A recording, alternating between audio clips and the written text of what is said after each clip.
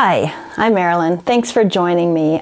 This Saturday afternoon I came out here to finish my Christmas quilt, and I thought it would be the perfect opportunity to make a short video of how I do it, and if you have a long arm, what you can do to make your marking go really easily.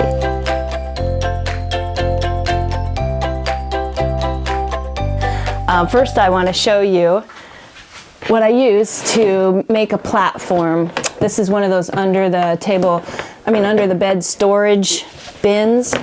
So I put some books in this one end to make it heavy, and so the heavy end's down there so it keeps it from moving on the table.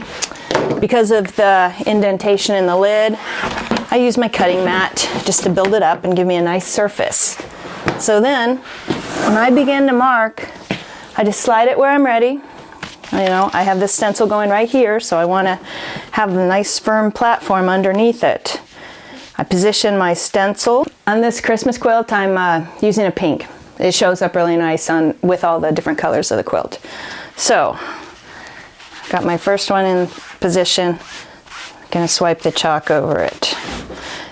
This is not the best fabric for this pink chalk, which is also why I wanted to do a demo, because sometimes you have to deal with a less than perfect situation, even though this one is just a tiny bit less than perfect.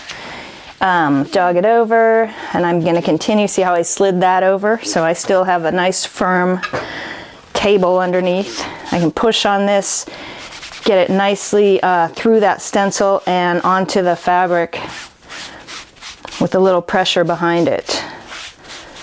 Get that registration mark, so I'm sure I keep it lined up.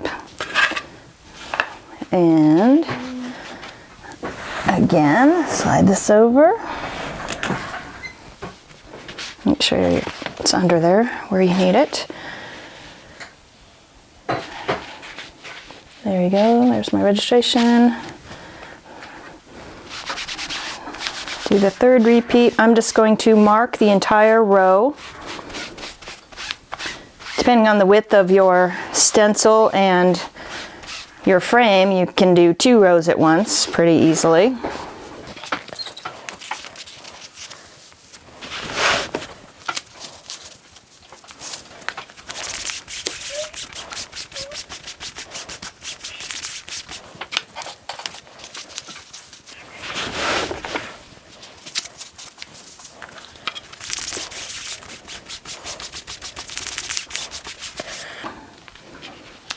I'm on my last repeat. Not sure I'm gonna get the complete stencil, but that's all right. I can get pretty close. I'll get that whole complete poinsettia in there.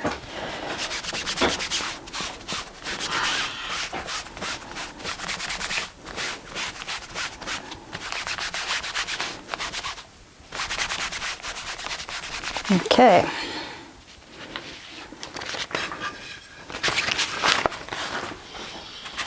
So now I just push this out of the way.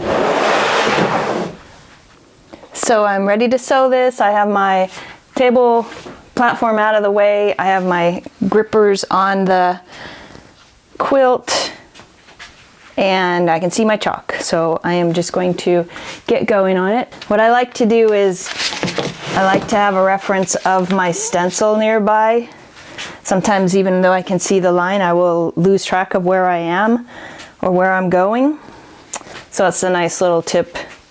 You can put it somewhere where you can glance over and look at it nice and clearly. Now, I haven't done anything to my chalk.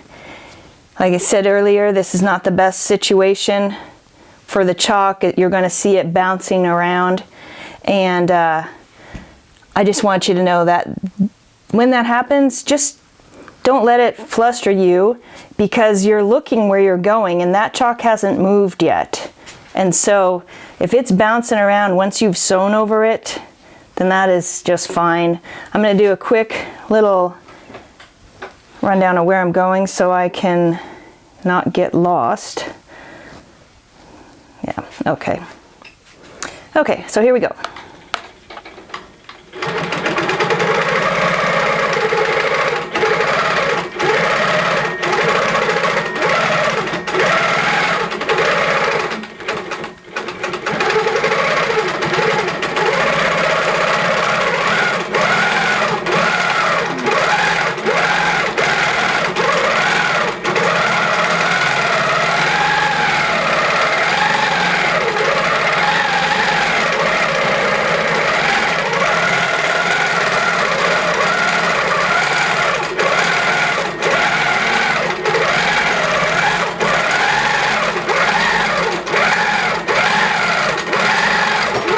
So as you can see on that red triangle, where I've sewn, that chalk is basically gone, but the inside part, which I'm about to hit next, it is still there.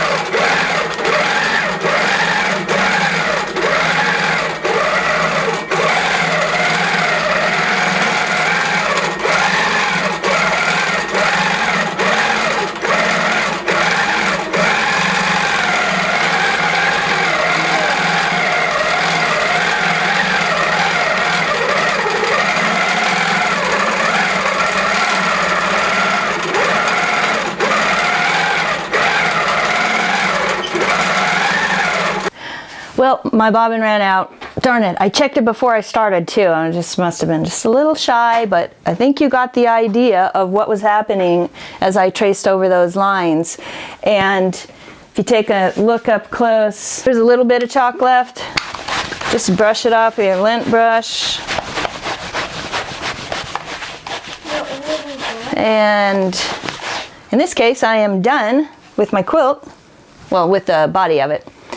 So I hope this has helped you, and understand I didn't do anything to the chalk to make it adhere, which might have been a good idea. I could have put some best press on it or hairspray, but I wanted you to see what can happen sometimes with the chalk when you don't do anything to it. And as long as you have an idea of the stencil that you're working with, and after the first couple of repeats, your muscle memory kicks in and you're just gonna do it. But just stay ahead of the chalk and you can make some beautiful, beautiful quilts with our stencils. So thanks for tuning in.